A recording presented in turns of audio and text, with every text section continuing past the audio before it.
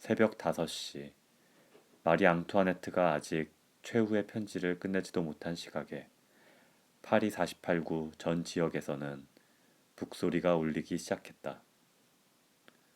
7시에는 무장한 군인들이 행동을 개시했고 발사 준비가 된 대포가 다리와 교통의 요로를 차단했고 총검을 든 보초병이 시내를 순회했고 기병이 연도의 울타리를 만들며 도열했다. 죽음 이외에는 아무것도 생각할 수 없는 한 여자 때문에 무수히 많은 군대가 집결했다. 희생자가 권력을 겁내는 이상으로 권력이 희생자를 겁내는 일은 흔히 있는 일이다. 7시에 간수의 하녀가 살그머니 감방으로 들어왔다. 책상 위에는 아직도 2자루의 초가 타고 있었다. 구석에는 감시를 늦추지 않고 감시 장교가 그림자처럼 앉아 있었다. 로잘리는 처음에는 왕비를 보지 못했다. 왕비의 모습을 보자 그녀는 깜짝 놀랐다. 마리 앙투아네트는 검은 상복을 입은 채 침대에 누워 있었던 것이다. 그러나 그녀가 자고 있는 것은 아니었다. 계속 피를 쏟아 지쳤을 뿐이었다. 착한 어린 시골 처녀는 죽음을 선고받은 여자 앞에, 왕비 앞에 이중의 감동을 받고는 떨면서 서 있었다. 마담, 그녀는 감동해서 다가갔다. 어제 저녁엔 아무것도 잡수시지 않으셨어요. 낮에도 거의 안 잡수시고요. 오늘 아침엔 뭘 가져다 드릴까요? 아가씨, 아무것도 필요 없어. 나는 모든 것이 끝난 거야. 왕비는 그대로 누운 채로 대답했다. 그러나 하녀가 그녀를 위해서 특별히 준비해온 수프를 여러 번 권하자 지친 왕비는 이렇게 대답했다. 로잘리, 수프를 이리 줘. 그리고 그녀가 몇 숟갈을 들고 나자 어린 처녀는 옷 갈아입는 것을 도와주었다. 마리 앙투아네트는 단두대에 갈 때에는 검사 앞에 나갈 때 입었던 검은 상복의 착용을 금지당했다. 눈에 띄는 상복이 민중을 흥분시킬지도 모른다는 이유에서였다. 마리 앙투아네트는 저항하지 않고 가볍고 흰 드레스를 입기로 결정했다. 그러나 이 마지막 장면에서도 다시 한번 치욕을 겪어야 했다. 왕비는 계속 출혈을 했기 때문에 내인은 온통 피로 지저분했다. 마지막 길을 육체적으로도 깨끗하게 가려는 자연스러운 소망에서 그녀는 새 네이로 갈아입으려고 감시장교에게 잠깐 자리를 비켜달라고 부탁했다. 그러나 단 1분이라도 그녀에게서 눈을 떼서는 안 된다는 엄한 명령을 받았던 그는 잠시도 자리를 떠날 수가 없다고 말했다. 그래서 왕비가 침대와 벽 사이의 좁은 공간에서 쪼그린 채 네일을 갈아입는 동안 동정심이 많은 하녀는 벗은 몸을 가리도록 왕비 앞에 서 있었다. 그렇지만 피 묻은 내복은 어디에 치운단 말인가. 그녀는 여자로서 더럽혀진 리넨 네일을 낯선 남자 앞에 남기고 가는 것을 수치스럽게 생각했다. 그리고 유품을 가져가려고 올 사람들의 호기심 많고 파렴치한 눈길도 마찬가지였다. 그래서 그녀는 급히 네일을 조그맣게 똘똘 뭉쳐서 벽난로의 우묵한 곳에다 밀어넣었다. 특히 정성스럽게 옷을 입었다. 거리에 나가본 지도 자유로운 넓은 하늘을 바라본 지도 벌써 1년이 넘었다. 이 마지막 길에 그녀는 단정하고 깨끗하게 옷을 입고 싶었다. 그녀의 마음은 여자다운 허영이 아니라 역사적인 시간의 존엄성을 생각한 것이었다. 그녀는 옷차림을 가다듬고 목을 가벼운 모슬린 천으로 싸고 가장 좋은 구두를 신었다. 백발이 된 머리는 모자로 감추었다. 8시가 되자 문을 두드리는 소리가 들렸다. 그러나 형리는 아니었다. 그는 공화국에 선서를 한 신부였다. 왕비는 참회하는 것을 정중히 거절하고 자기는 선서를 거부했던 신부들만을 하나님의 심부름꾼으로 생각한다고 말하고서 마지막 가는 길을 동반해도 괜찮겠느냐는 신부의 질문에 냉담하게 마음대로 하세요 라고 대답했다. 이러한 외면적인 냉담함은 일종의 방패로서 마지막 길에 대한 마리 앙투아네트의 내적인 결의를 보여주었다. 10시의 거인처럼 큰 젊은 형리 상송이 그녀의 머리카락을 자르러 들어왔다. 그녀는 조용히 손을 등 뒤로 묶게 했다. 아무런 저항도 하지 않았다. 목숨은 전혀 건질 도리가 없다는 것. 구할 수 있는 것은 명예뿐임을 그녀는 알고 있었다. 아무에게도 연약함을 보여서는 안 되었다. 태연한 태도로 보고 싶어하는 사람들에게 마리아 테레지아의 딸의 죽음을 보여주는 수밖에 없었다. 11시경이 되자 감옥문이 열렸다. 문 밖에는 박피공의 마차가 기다리고 있었다. 그것은 크고 힘센 한 필의 말이 끄는 사다리 마차였다. 루이 16세는 문을 닫은 의장마차로 장엄하고 위험있게 죽음으로 인도되었기 때문에 거친 호기심이나 고통스러운 증오심으로부터 유리벽으로 차단되어 있었다. 그러나 그 후 공화국은 불같이 전진하여 많은 변모를 거쳤다. 공화국은 기요틴으로의 여행에서까지도 평등을 요구했다. 왕비라고 해서 보통 시민보다 더 편하게 죽을 이유가 없었다. 카페 미망인에게는 사다리 마차면 충분했다. 사다리 사이에 놓인 널빤지가 좌석구실을 할 뿐 깔개도 없었다. 마리 앙투아네트를 죽음으로 몰아간 모든 사람들, 마담 롤랑, 낭통, 로베스피에르, 푸키에, 에베르 역시 후에 이 딱딱한 널빤지에 앉아 최후의 길을 갔다. 재판을 받은 그녀가 재판을 한 자들보다 한 발 먼저 가는 것 뿐이었다. 맨 먼저 콩시에르지르의 어두운 복도로부터 장교들이 걸어 나왔다.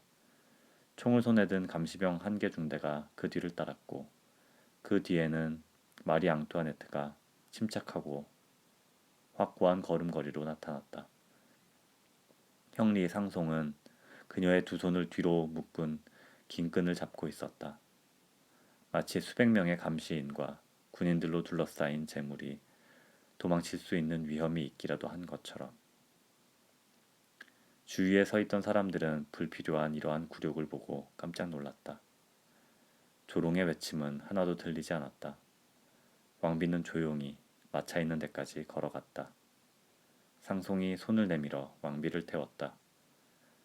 그녀의 곁에는 지라르 신부가 자리를 잡았다. 형리는 손에 끈을 쥔 채로 꼿꼿이 무표정한 얼굴로 서 있었다. 카론이 죽은 사람의 영혼을 실어 나르듯이 그는 무감각하게 매일 자신의 짐을 삶의 저편에 실어 날랐다. 그러나 이번만은 그와 그의 조수는 내내 삼각모를 겨드랑이 밑에 끼고 있었다. 그들이 형장으로 끌고 가는 불쌍한 여자에게 자기들의 슬픈 직책에 대해서 용서를 구하는 것처럼. 비참한 마차는 길 위를 천천히 구르기 시작했다. 누구나 이 광경을 구경할 수 있도록 의도적으로 시간을 끌었다. 딱딱한 자리에 앉은 왕비는 초라한 마차가 나쁜 길 위에서 흔들릴 때마다 뼛속까지 흔들리는 듯한 기분이었다. 그러나 창백한 얼굴은 무표정했고 붉게 충혈된 눈은 곧장 앞을 쳐다보기만 했다. 마리 앙투아네트는 길 옆에 늘어선 사람들에게 불안이나 고통의 흔적은 조금도 보이지 않았다. 그녀는 최후까지 강한 태도를 잃지 않으려고 신경을 곤두세우고 있었다. 무시무시한 적들은 그녀가 절망하고 기력을 잃는 장면을 놓치지 않으려고 서 있었으나 허사였다. 마리 앙투아네트는 당황하지 않았다. 생로쉐 성당 근처에 모여선 여자들이 늘 하던 대로 소리 높여 조롱했을 때에도 또 배우 그라몽이 이 황량한 장면에 흥을 돋우기 위해서 국민군 제복을 입고 말을 타고 죽음의 마차 앞을 왔다 갔다 하면서 칼을 휘둘러대며 저 여자가 악명 높은 마리 앙투아네트이다. 이제 세상을 하직하려고 한다. 벗들이여. 라고 소리쳤을 때에도 조금도 자세가 흐트러지지 않았다. 그녀의 얼굴은 딱딱하게 굳어 있었다. 아무것도 보지도 듣지도 않는 것 같았다. 등 뒤로 묶인 두 손이 목덜미를 뻣뻣하게 할 뿐이었다. 그녀는 멍하니 앞만 쳐다보았다. 거리의 요란하고 시끄러운 광경은 이미 심적으로는 죽음을 당하고 있는 그녀에게 하나도 눈에 들어오지 않았다. 입술에는 아무런 경련도 일어나지 않았고 몸도 전혀 떨리지 않았다. 그녀는 자기를 완전히 배제한 채 자신 있는 태도로 경멸하듯이 앉아있을 뿐이었다. 그리하여 에베르는 다음날 자신의 신문 페르디쉔지에다가 이렇게 썼다. 그 창녀는 죽을 때까지도 대담하고 뻔뻔스러웠다. 생오노레 가 한 모퉁이 요즘 카페 드라 레장스가 있는 곳에 한 남자가 손에 연필을 들고 종이를 든 채 누군가를 기다리고 서 있었다. 그가 바로 가장 비열한 인물이며 또한 그 시대의 가장 위대한 예술가였던 루이 다비드였다. 그는 혁명 동안에는 권력을 쥔 사람들 밑에서 일을 했으나 그들이 위험에 처하자 그들을 저버렸다. 임종시에 마라를 그렸고 테르미도르 제8일에는 로베스피에르에게 비장한 말투로 함께 마지막까지 잔을 비우겠다고 맹세를 해놓고는 제9일에 숙명적인 국민공회가 개최되자 영웅적인 갈증이 사라져버린 비참한 이 영웅은 몰래 집에 숨어서 참으로 비겁하게 그러나 멋있게 기요틴을 피했다. 혁명 중에는 폭군의 적대자였던 그는 새 독재자가 나타나자 제일 먼저 방향을 돌려 나폴레옹의 대관식을 그리고 지난날의 귀족에 대한 칭호를 내던지고 남작 칭호를 받기에 이르렀다. 권력에 대한 영원한 변절자의 전형으로 승자에게 아부하고 패자에게는 무자비했던 그는 승자의 대관식을 그렸고 패자가 형장으로 가는 마지막 길을 그렸다. 오늘 마리 앙투아네트가 타고 가는 죄수 호송마차를 나중에 탄 당통은 이미 그의 교활함을 알고 있었다. 그는 그의 모습을 보고는 못된 종놈 근성 같으니 라고 경멸의 욕설을 퍼부었다.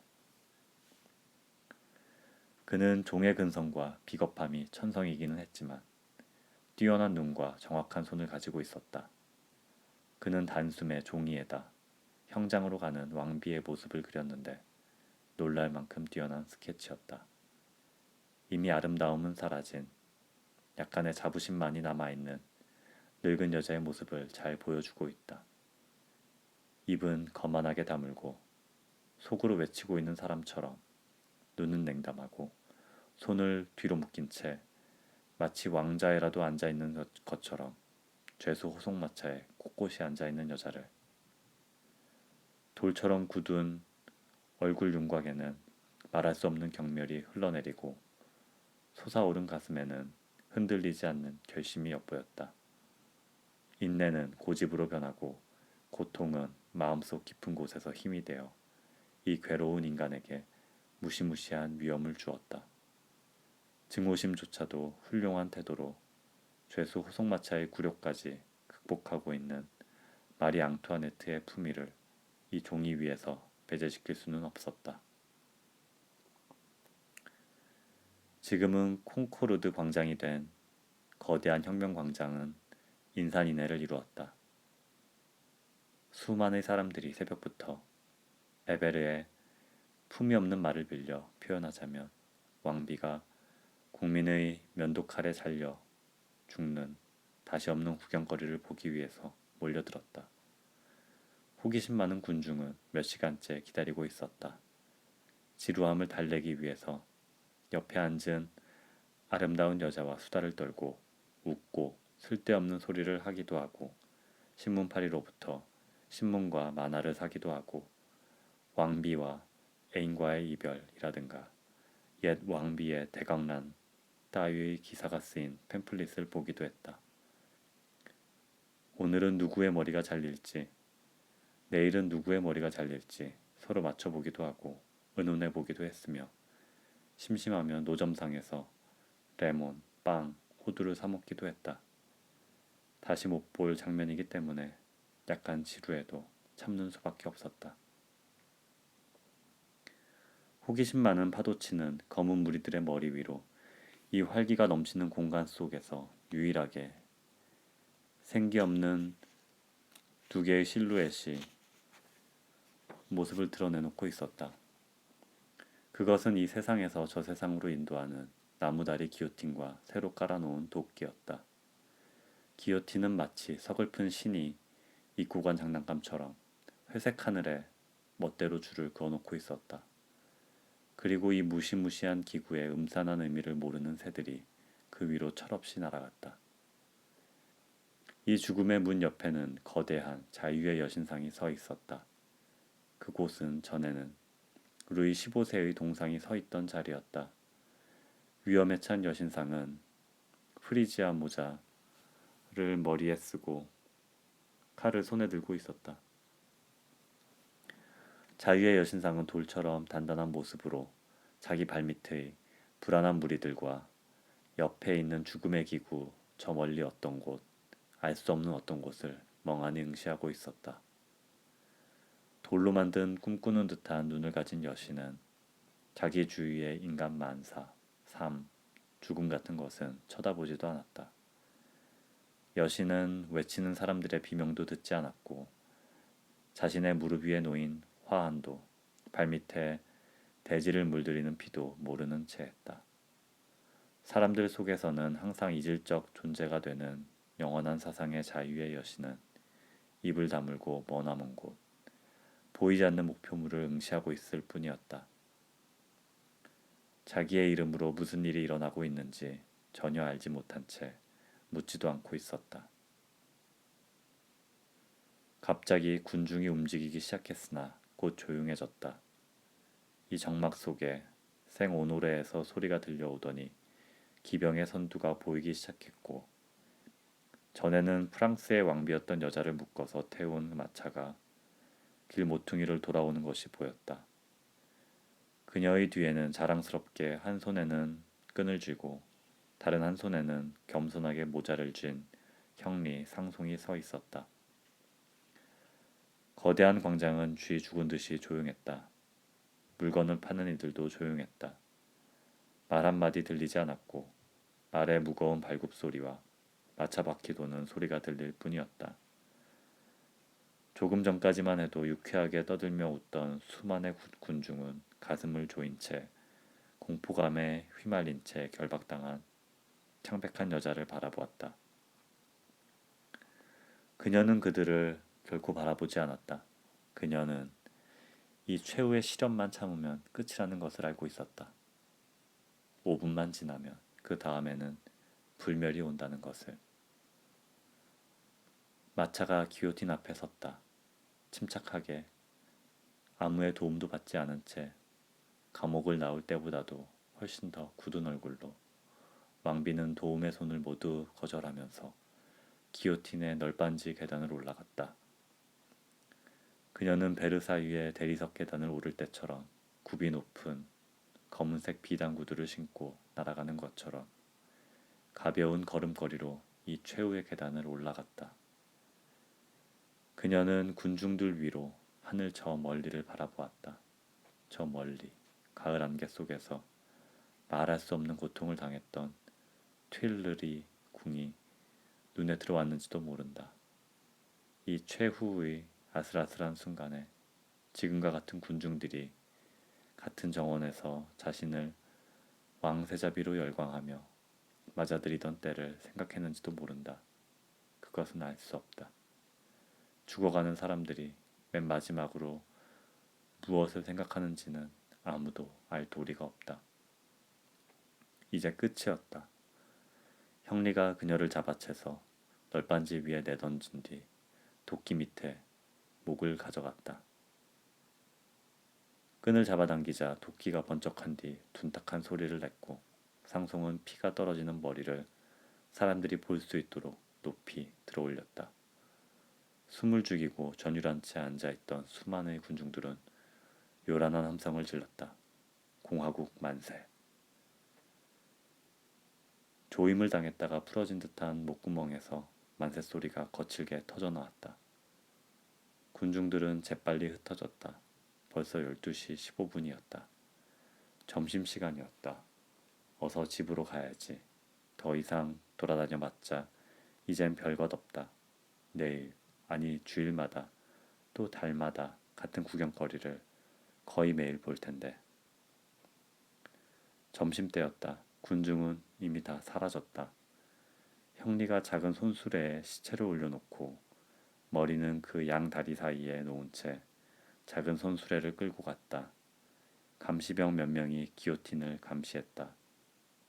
그러나 땅속으로 빨려 들어가는 피에 관심을 가진 사람은 아무도 없었다. 광장은 다시 텅 비었다. 단지 하얀 돌로 된 자유의 여신만이 꼼짝도 하지 않은 채 그 자리에 서서 알 수 없는 목표를 응시하고 있을 뿐이었다. 그녀는 들은 것도 본 것도 없었다. 그녀는 인간의 거칠고 어리석은 행위 넘어 저 멀리 머나먼 곳을 바라보았던 것이다.